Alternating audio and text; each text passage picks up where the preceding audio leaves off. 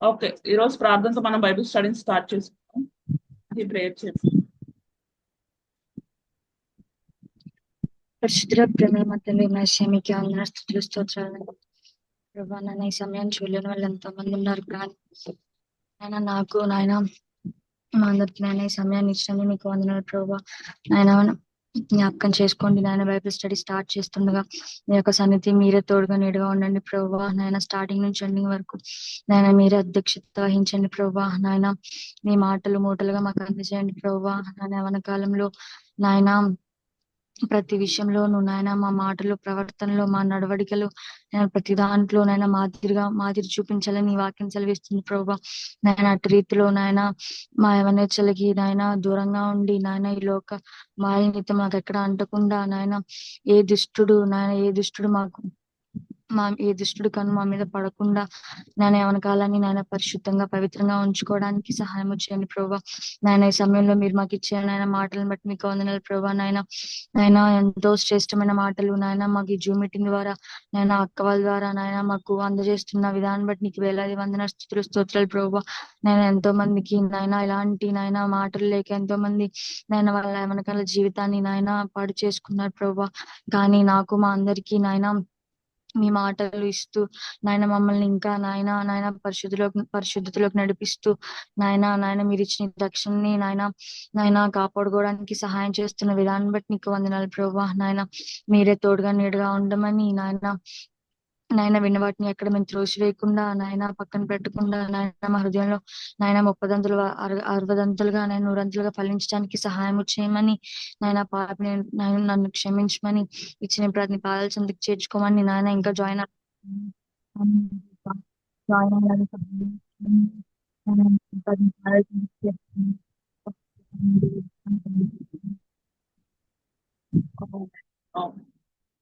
Amen. అందరికి వందనాలు. Okay, so actual గా ఈ రోజు మాథ్యూ బైబిల్ స్టడీ కాకుండా వేరే టాపిక్ మీద డిస్కస్ చేద్దాం. ఫస్ట్ సాంగ్ పాడుకుందాం. బ్లెస్డ్ మీలో కొంతమందికి తెలుసు అనుకుంటున్నా, మీకు తెలియకపోయినా పర్లా, బట్ లవ్లీ లవ్లీ ఆ మేము ఒక సాంగ్ పాడతాం. ఓకే ఓకే, పాడుతురు కానీ నేను ఇది పాడిన తర్వాత పాడుతురు. ఫస్ట్ మీరు పాడతారా? తెలుగు సాంగ్. Okay, start. సరే. నువ్వు నా తోడు ఉన్నావయ్యా, నాకు భయమేలా నా యేసయ్యా. నువ్వు నాలోనే ఉన్నావయ్యా, నాకు దిగులేలా నా మెస్సయ్యా. నాకు భయమేలా, నాకు దిగులేలా, నాకు చింతేలా, నాకు బీతేలా, నువ్వు నా తోడు ఉన్నావయ్యా, నాకు భయమేలా నా యేసయ్యా. కష్టములో నష్టములో నా తోడు ఉన్నావు, వేదనలో ఆ వేదనలో నా చెంత ఉన్నావు. కష్టములో నష్టములో నా తోడు ఉన్నావు, వేదనలో ఆ వేదనలో నా చెంత ఉన్నావు. అడిగిన వారికి ఇచ్చేవాడవు, వెదకిన వారికి దొరికేవాడవు. అడిగిన వారికి ఇచ్చేవాడవు, వెదకిన వారికి దొరికేవాడవు. తట్టిన వారికి తలుపులు తెరిచే దేవుడవు, తట్టిన వారికి తలుపులు తెరిచే దేవుడవు. దేవా దేవా నీకే స్తోత్రం, దేవా దేవా నీకే స్తోత్రం, దేవా దేవా నీకే స్తోత్రం, దేవా దేవా నీకే స్తోత్రం. నువ్వు నా తోడు ఉన్నావయ్యా, నాకు భయమేలా నా యేసయ్యా. వ్యాధులలో బాధలలో ఊరటనిచ్చావు, రక్షణలో సంరక్షకుడై ధైర్యం పంచావు. వ్యాధులలో బాధలలో ఊరటనిచ్చావు, రక్షణలో సంరక్షకుడై ధైర్యం పంచావు.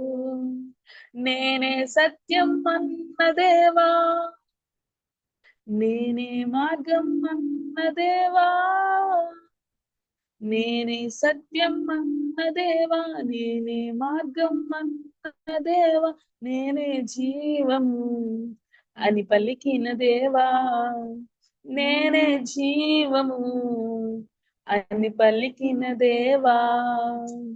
దేవా దేవా నీకే స్తోత్రం, దేవా దేవా నీకే స్తోత్రం, దేవా దేవా నీకే స్తోత్రం, దేవా దేవా నీకే స్తోత్రం. నీవు నా తోడు ఉన్నావయ్యా, నాకు భయమేలా నా యేసయ్యా. నువ్వు నాలోనే ఉన్నావయ్యా, నాకు దిగునేలా నా యేసయ్యా.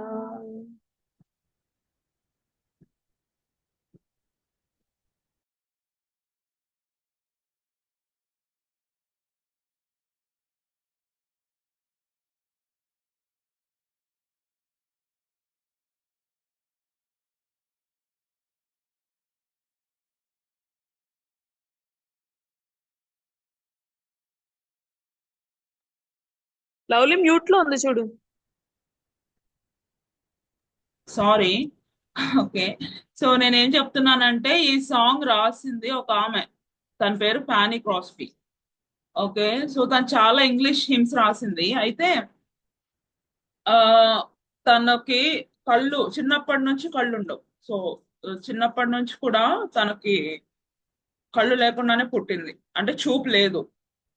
కానీ తను ఎన్ని హిమ్స్ రాసిందంటే ఇలాంటి సాంగ్స్, చాలా మీనింగ్ఫుల్ సాంగ్స్ రాసింది.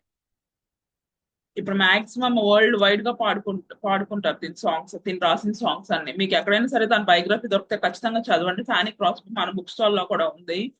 సో చాలా ఇన్స్పైరింగ్, 1 hour లో చదివేయచ్చు. ఓకే. చాలా చిన్న బుక్, ఇంగ్లీష్ లో ఉంది నా దగ్గర, తెలుగులో అయితే లేదు. ఎవరెవరైనా తెలుగులో మీకు ఖచ్చితంగా దొరికితే బుక్ స్టాల్ లో కొని చదవండి. బట్ 1.5 hour లో బుక్ కంప్లీట్ చేసేస్తారు. ఓకే. ఆ స్టోరీ చాలా ఇన్స్పైరింగ్ ఉంటుంది. అక్కడ ఒక లైన్ ఉంది, వీలైతే నేను నెక్స్ట్ వీక్ చెప్తాను. సో చాలా బాగుంటది ఈ సాంగ్ చాలా బాగుంటది. నేర్చుకుందాం, మీరందరూ కూడా పాడాలి మాతో పాటు కలిసి. ఓకేనా? Blessed assurance, Jesus is mine. Oh, what a foretaste of glory divine, heir of salvation, purchase of gold, born of his spirit, washed in his blood. This is my story, this is my song, praising my Savior all the day long. This is my story, this is my song, praising my Savior all the day long. Perfect submission, perfect delight, visions of rapture now burst on my side. Angels descending, bring from above echoes of mercy, whispers of love. This is my story, this is my song, praising my Savior all the day long. This is my story. This is my song. Praising my Savior all the day long. Perfect submission, all is at rest. I and my Savior am happy and blessed, watching and waiting, looking above, filled with His goodness, lost in His love. This is my story, this is my song, praising my Savior all the day long.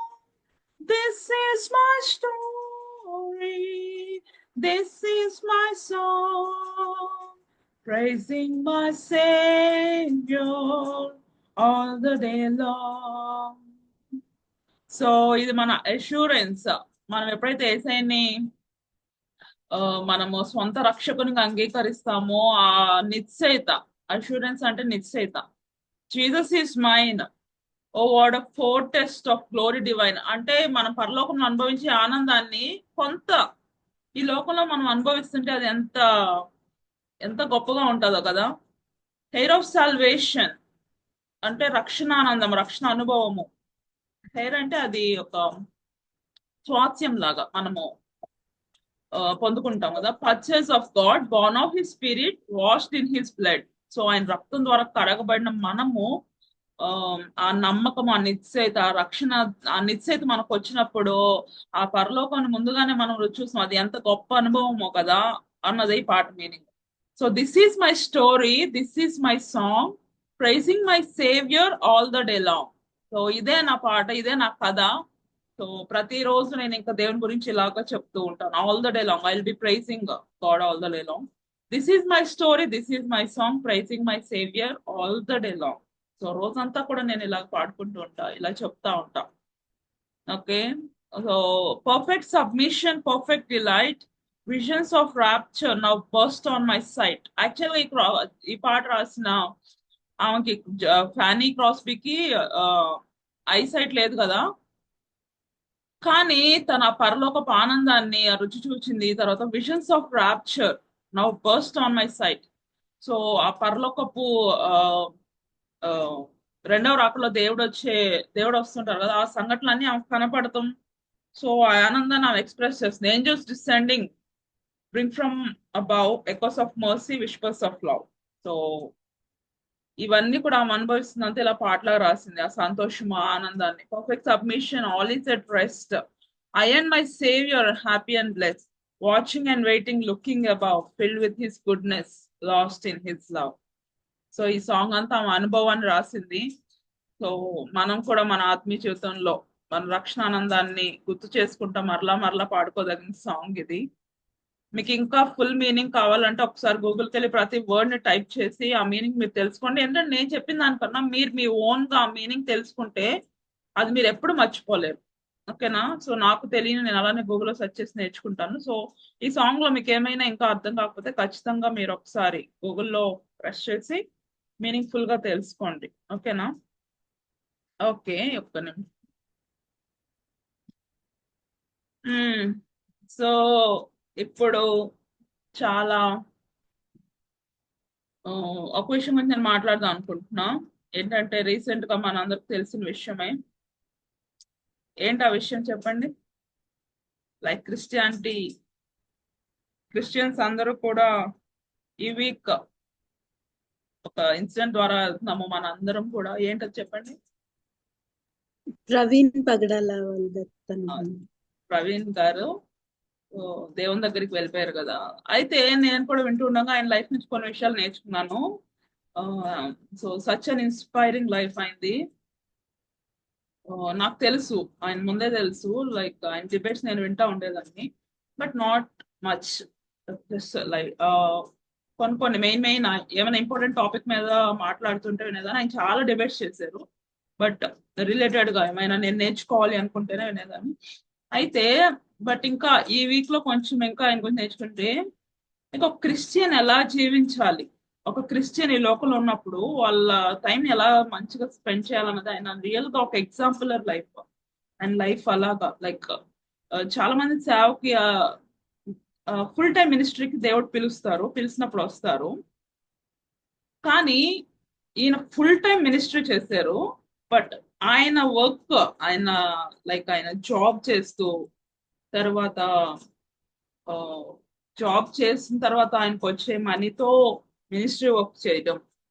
చాలా మంది దేవుడు పిలవకపోయినా full time మినిస్ట్రీకి వచ్చేస్తూ ఉంటారు. వచ్చేసిన తర్వాత సేవ జరగదు. So అప్పుడు ఇంకా రకరకాలుగా మనీ మనీ ఎలాగోలా అలాగా మనీతో ఇబ్బందులు పడుతూ ఉంటారు. తర్వాత దేవుడు ఖచ్చితంగా ఫుల్ టైం మినిస్ట్రీకి పిలిస్తే చూడండి, అన్నైతే నేను రాజ్యాన్ని మొదలుపెట్టినప్పుడు ఆయన కావాల్సినవి సమకూరుస్తారు. అవునా కదా? సో దేవుడు వాగ్దానం ఇచ్చి వాళ్ళని పిలిచినప్పుడు దేవుడు ఖచ్చితంగా పోషించగలిగిన సమర్థుడు. కానీ పిలవకుండానే చాలా మంది ఫుల్ టైం మినిస్ట్రీకి వచ్చేస్తూ ఉంటారు. అలాంటి వాళ్ళు చాలా ఇబ్బందులు పడుతూ ఉంటారు. ఇంకా కొన్నిసార్లు తప్పిపోతారు కూడా మార్గాల నుంచి, అంటే నిజంగా గురి నుంచి తప్పిపోతారు. తప్పిపోయి రకరకాల బిజినెస్ వాటి వైపు వెళ్ళిపోతారు. మైండ్ దేవుని పని చేయరు, సరిగ్గా చేయరు. చేస్తారు ఏదో ఇంకా సంఘం నడిపించాలి అన్నట్టు చేస్తారు, కానీ బట్ ఫుల్ఫిల్ గా చేయరు. కానీ లైఫ్ చూస్తే ఆ కొంతమంది జాబ్ చేస్తున్న వాళ్ళు ఏంటంటే పార్ట్ టైమ్ గా మినిస్ట్రీ చేస్తారు. ఓకేనా? మీరు ఎవరికైనా తెలియకపోతే జస్ట్ వినండి, but you can learn more about this. మినిస్ట్రీలో ఫుల్ టైం పార్ట్ టైం ఉంటుంది. ఒకవైపు ఏంటంటే వాళ్ళ జాబ్ అంతా 9 to 5 జాబ్ చేసుకొని సాటర్డేస్, సండేస్, వెన్స్డేస్ సో ఇలాగా మినిస్ట్రీలో వాళ్ళకి దేవుడు ఇచ్చిన సమయాన్ని ఉపయోగిస్తూ ఉంటారు. ఇంకా సో ఏంటంటే ఫ్యామిలీని ఖచ్చితంగా వాళ్ళు సపోర్ట్ చేయాలి కాబట్టి 9 to 5 ఏదైనా ఒక జాబ్, మంచి జాబ్ చేసుకుంటూ ఫ్యామిలీని సపోర్ట్ చేస్తూ ఇంకా వాళ్ళ లైఫ్ ని ఈ లోకంలో దేవుని కొరకు స్పెండ్ చేయాలి కాబట్టి సాటర్డేస్, సండేస్ అలాగా మినిస్ట్రీలో ఉంటారు. ఓకే, అది గుడ్. కానీ ఈయన జాబ్స్ చేస్తూనే ఫుల్ టైం క్రిస్టియన్ గా ఒక ఫుల్ టైం పాస్టర్స్ వర్క్ చేసేదానికన్నా మోర్ హీ వర్క్.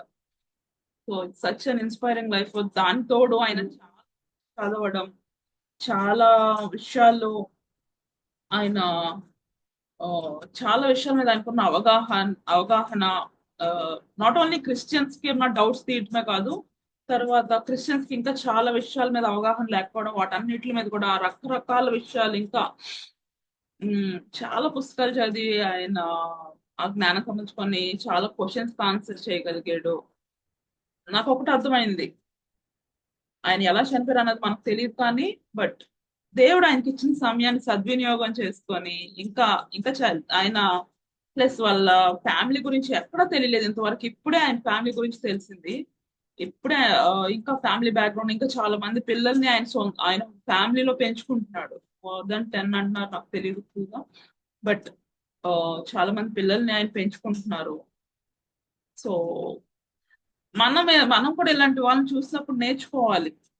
ఏదో ఒకటి మనం చేయగలిగిన దేవుని కొరకు చేయడానికి ఫస్ట్ మన వ్యక్తిగతంగా ఇప్పుడు ఏంటంటే మనం ఉన్న ఏజ్ లో మనల్ని మనం బిల్డ్ చేసుకోవడం స్పిరిచువల్ గా. ఓకేనా? సో సర్టెన్ ఏజ్ వచ్చిన తర్వాత మనం అప్పుడు ఉపయోగపడగలుగుతాం. సో సరిగ్గా మనల్ని మనం దేవునిలో క్రీస్తులో బిల్డ్ చేసుకోవడమా, అదే మెయిన్ పాయింట్ ఈ ఏజ్ లో, మనం ఉన్న ఈ ఏజ్ లో. ఓకేనా? సో ఇలాంటి వాళ్ళని మీరు మంచిగా ఇన్స్పిరేషన్ గా తీసుకొని దేవుని కొరకు గొప్ప కార్యాలు చేయాలి. సో ఆయన ఇక్కడ కన్ను మూసాడు, పరలోకంలో దేవుని దగ్గర ఆయన రివార్డ్ పొందుకుంటాడు ఖచ్చితంగా. సో అదే మన విశ్వాసము, నిరీక్షణ. సో చాలా మంది మిషనరీస్ గురించి మాట్లాడుకుంటా ఉంటాం, వాళ్ళు అలా దేవుని కొరకు చేశారు, ఇలా దేవుని కొరకు చేశారు అని మన కళ్ళ ముందే కనిపిస్తున్నారు ఇప్పుడు. సో హతసాక్షులు అయిపోవడం, దేవుని కొరకు మరణించడం, వాళ్ళు సేవ చేస్తున్న దేవుని కొరకు, అదేమి క్రైస్తవులకు కొత్త ఏం కాదు. మనము రక్షణ అనుభవం ఇదిగో ఇదే బ్లెస్డ్ అష్యూరెన్స్. సో ఆ రక్షణ ఆనందం, ఆ అనుభవం మనం దినదినం అనుభవిస్తూ ఉంటే ఏ సమయంలో కన్నుపోయడానికైనా మనం సిద్ధపడిపోయి ఉంటాం. మరణం అనేది మనల్ని భయపెట్టేది కాదు. ఒకప్పుడు నాకు చాలా భయం వేస్తూ ఉండేది, కానీ నిజంగా మనం దేవుని కలిసిన తర్వాత అసలు ఆ భయం వేయదు. ఆ ధైర్యం, చాలా గొప్ప ధైర్యం ఉంటుంది మనలో. దేవుడు నాకు ఇచ్చిన సమయాన్ని నేను సద్వినియోగం చేస్తున్నా అన్న ఆ ధైర్యం మనలో ఉంటది. ఓకేనా? సో ఆ ధైర్యం లేకపోతే అమ్మో నేను చనిపోతే నరకం వెళ్తానేమో, అమ్మో నేను చనిపోతే ఎక్కడికి వెళ్తానో, నేను దేవునితో ఉంటాను లేదా, ఆ భయం ఉంటా ఉంటుంది. అదే మనకి ఆ రక్షణ నిశ్చయితను ఇవ్వమని దేవుడిని అడగాలి. ప్రతి పాపంలో మనలో ఉన్న ప్రతి ఇంకా ఏ అరమరికలు లేకుండా ప్రతి పాపాన్ని మనం ఒప్పుకొని విడిచిపెట్టిన సైతానికి మన పైన ఎటువంటి అధికారం ఉండదు అసలు. ఓకేనా? దేవునికే మన హృదయంలో పోయిన వారం చెప్పుకున్నాం కదా, హృదయ శుద్ధి కలిగిన వారు ధన్యులు, వారు దేవుణ్ణి చూచెదరు. కాబట్టి మంచి మనసాక్షిని కాపాడుకోవడం వేరు, హృదయ శుద్ధి కలిగి ఉండడం వేరు అని చెప్తున్నాం కదా. అలాగే మన హృదయ శుద్ధి అంటే ఇంకా మనసాక్షి అంటే మంచి మనసాక్షి ఉండి కూడా సైతానికి వాళ్ళ హృదయంలో చోటు ఉంటుందంట. కానీ హృదయ శుద్ధి అంటే ఇంకా కేవలం దేవునికి మాత్రమే వాళ్ళ హృదయంలో చోటు ఉంటుంది. ఇంకా ఏ పాయింట్ ఆఫ్ వ్యూ, ఇంకా ఏ మూలన కూడా సైతానికి అనే చోటు అనేది ఉండదు, ఏ ఆలోచనలో కూడా. ప్రతి విషయంలో వాళ్ళు కాపాడుకుంటూ ఉంటారు. కాబట్టి అలాంటి హృదయ శుద్ధి మనలో ఉండాలి. ఓకేనా? సో అది 1 minute, నా ఛార్జింగ్ అయిపోతుంది, ఇప్పుడే వస్తాం.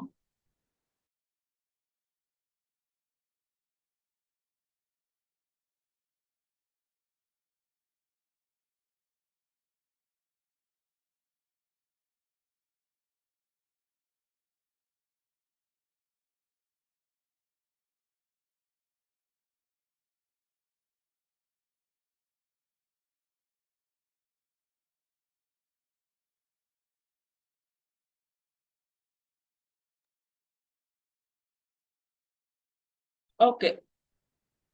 సో ఆ, దీని గురించి మనం ఈరోజు కొంచెం డిస్కస్ చేద్దాం. దేవునికి ప్రయోజనకరంగా జీవించుట. ఓకేనా?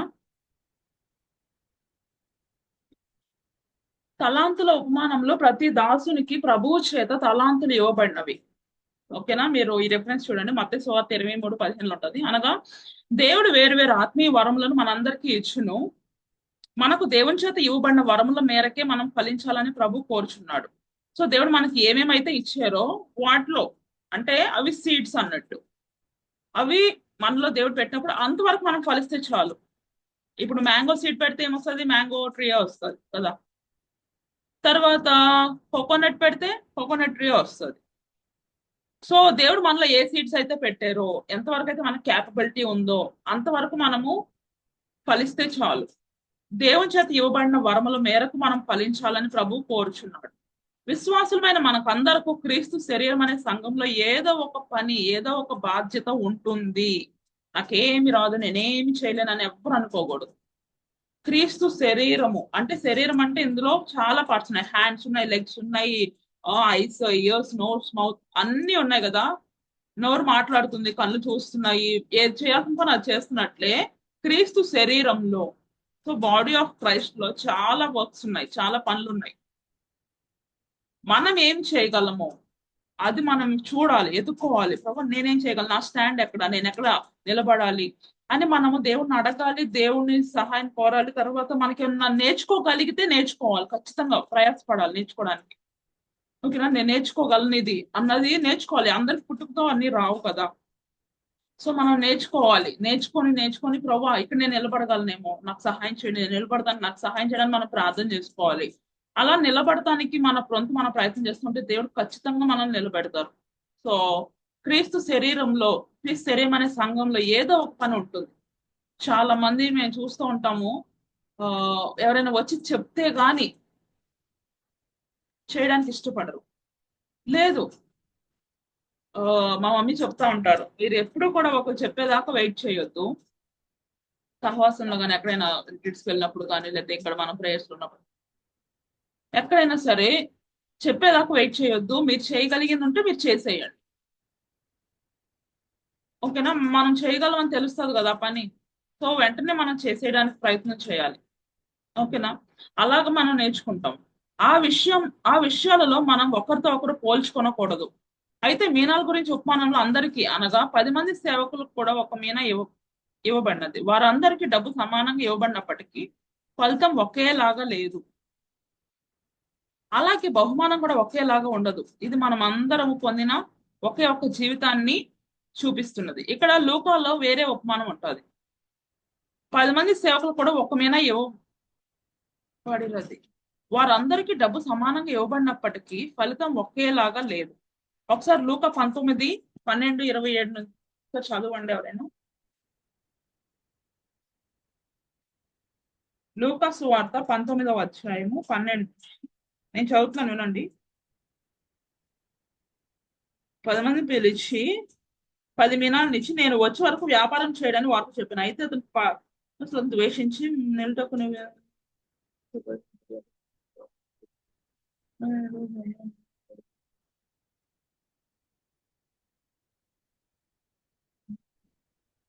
ఓకే, ఇది సో టాలెంట్స్ పారబుల్ లాగానే.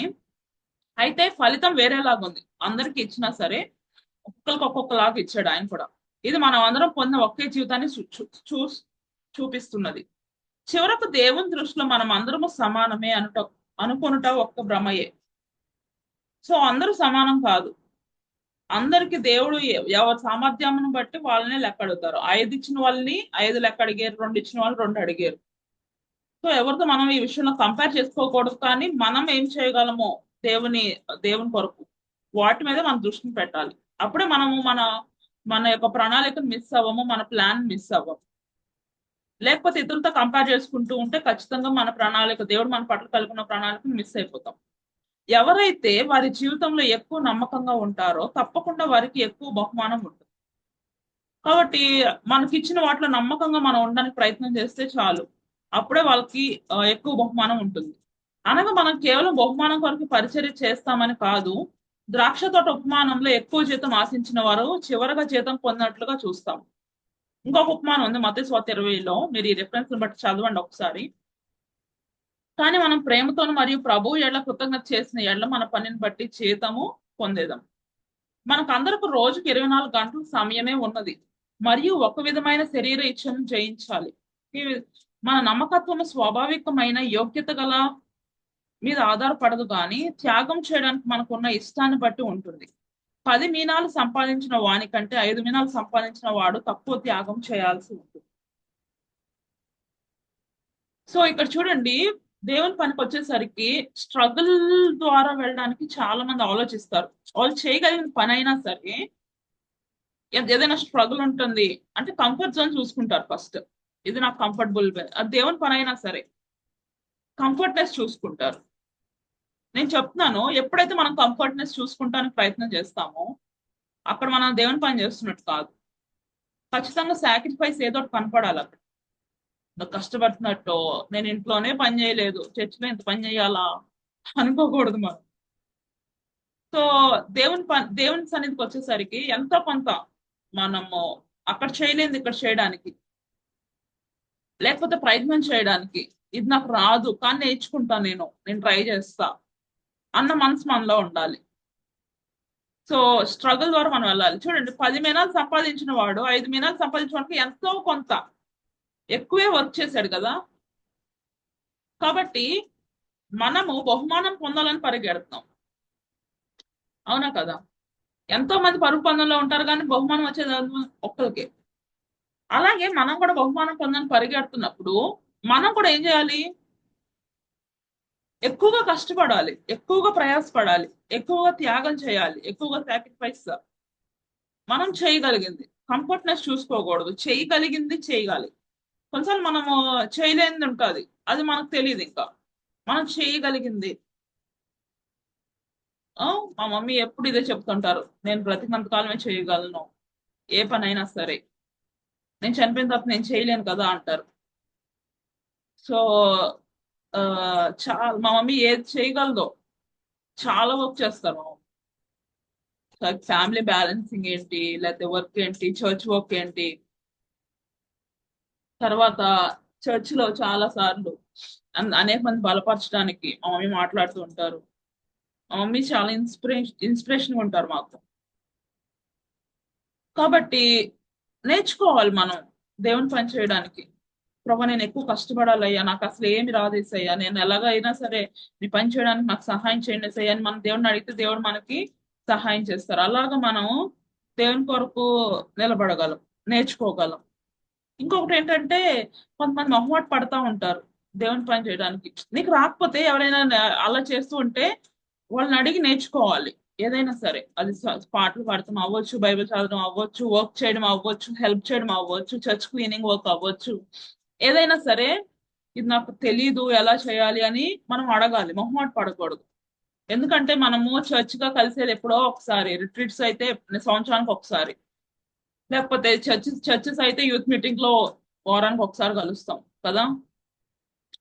సో ఆ టైంలో మీరు ఇంకా వాళ్ళ దగ్గర నుంచి నేను ఏమైనా నేర్చుకోగలను, వీళ్ళ దగ్గర నుంచి నేను పలానా నేర్చుకోగలను అని అంటే వెంటనే అడిగి వాళ్ళ దగ్గర నుంచి నేర్చుకోవాలి. టైం లేకపోతే మళ్ళీ నెక్స్ట్ వీక్ అయిపోతుంది. అవునా కదా? మీరు ఎవరైనా కాల్ చేసి అలాగ మాట్లాడితే ఓకే కానీ, బట్ నేను ఏమైనా వీళ్ళ దగ్గర నుంచి నేర్చుకోగలను అంటే try to learn as soon as possible. Okay.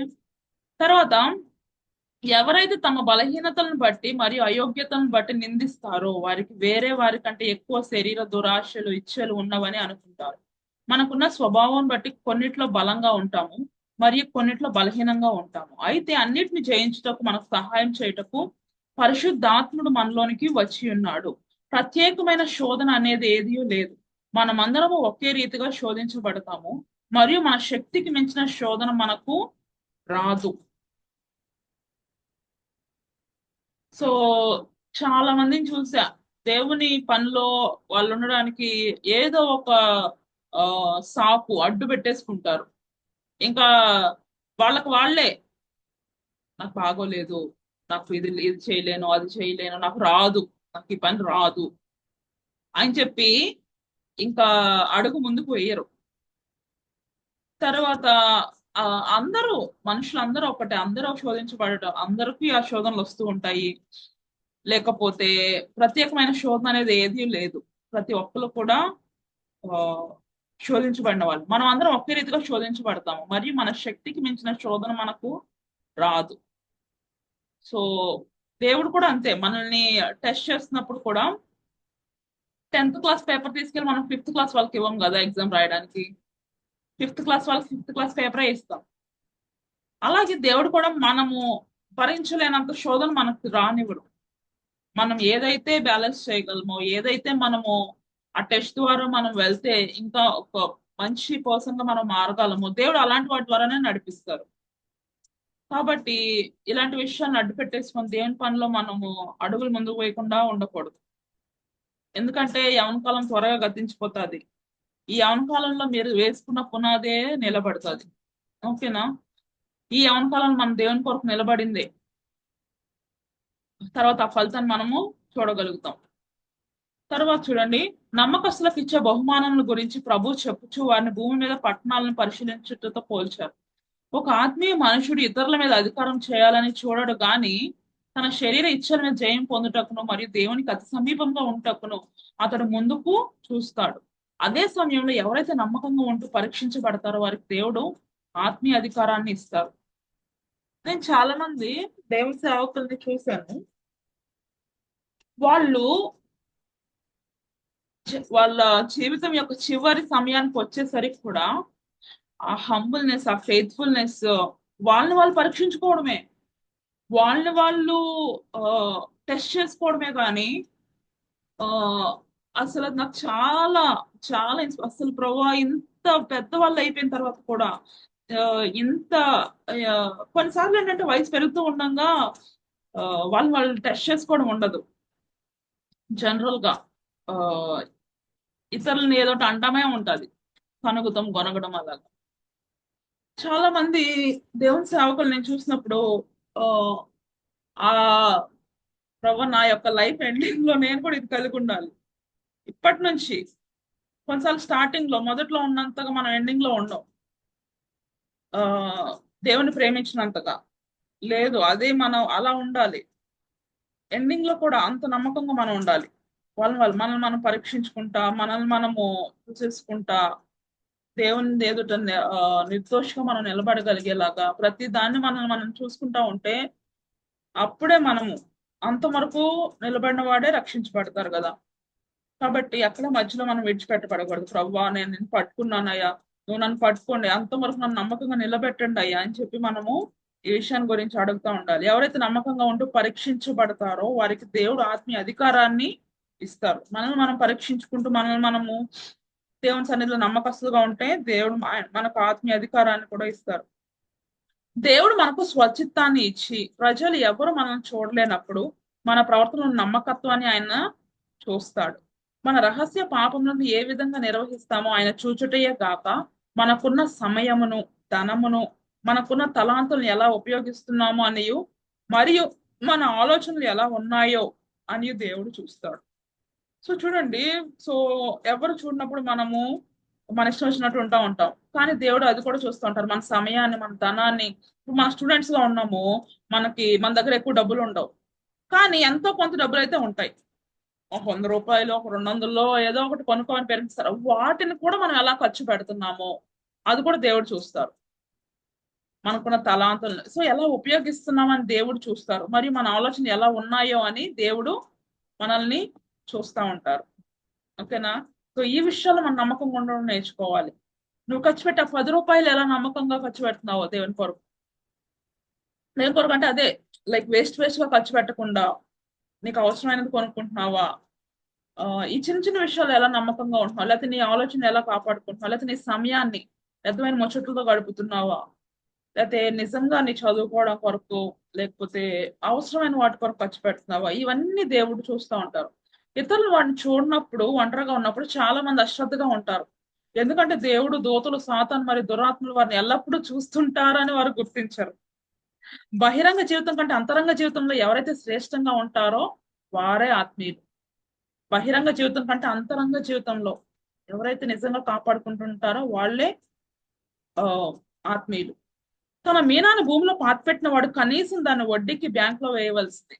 దేవుని కొరకు గొప్ప కార్యాలు చేయలేకపోతున్నాం అనుకున్న వారు కనీసం పరిచర్య చేసే వారికి సహకరించవచ్చు.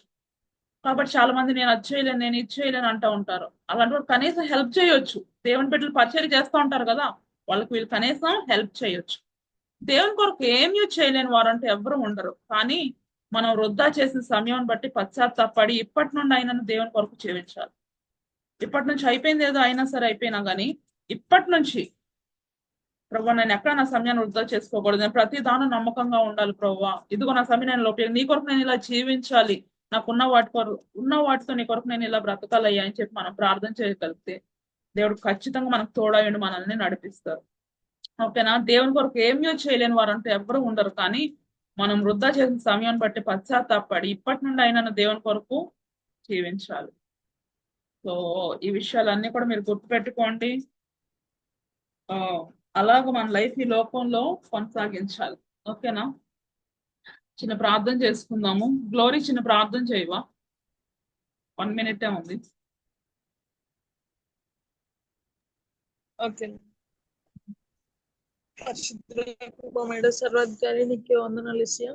ఎస్సయ్యా, ఈ రోజు తండ్రి నీ మాటల ద్వారా మీరు మాతో మాట్లాడినందుకు వందనాలు ప్రభావ. దేవ నిజంగా మీరు మాకు ఇచ్చిన తలాంతుల్ని ప్రభావ దేవ మేము ఎక్కడ దాచిపెట్టే వారిగా కాదు ప్రభావ తండ్రి, నీ కొరకు మేము ఉపయోగించే వారిగా సహాయం చేయండి ప్రభావ తండ్రి. మా జీవితంలో ఫస్ట్ ప్రయారిటీ మేము నీకు ఇచ్చినట్లయితే ప్రభావ తండ్రి, దేవ మా లైఫ్ అంతా ఎంత ఈజీగా అయిపోతూ ఉంటుంది ప్రభావ తండ్రి. దేవ మీరే సహాయం చేయండి. ఈ రోజు చెప్పండి మాటలు మా హృదయంలో ముద్రించి ప్రభావ నీ రాజ్యాన్ని, నీ నీతిని మొదటి వెదికే వారిగా సహాయం చేయమని యేసు ఉన్నతమైన పరిశుద్ధ నామం నడుచున్నాం తండ్రి. ఆమేన్. అందరికి వందనాలు. By by, Tata. Next week quiz ఉంటుంది. ఓకేనా? సో ముందుగా బైబిల్ స్టడీ ముందే కొంచెం ఒక 10 minutes క్విజ్ ఉంటుంది. సో అందుకు ప్రిపేర్ అయ్యి రండి. ఓకే? సో అందరికి వందనాలు. By by, Tata.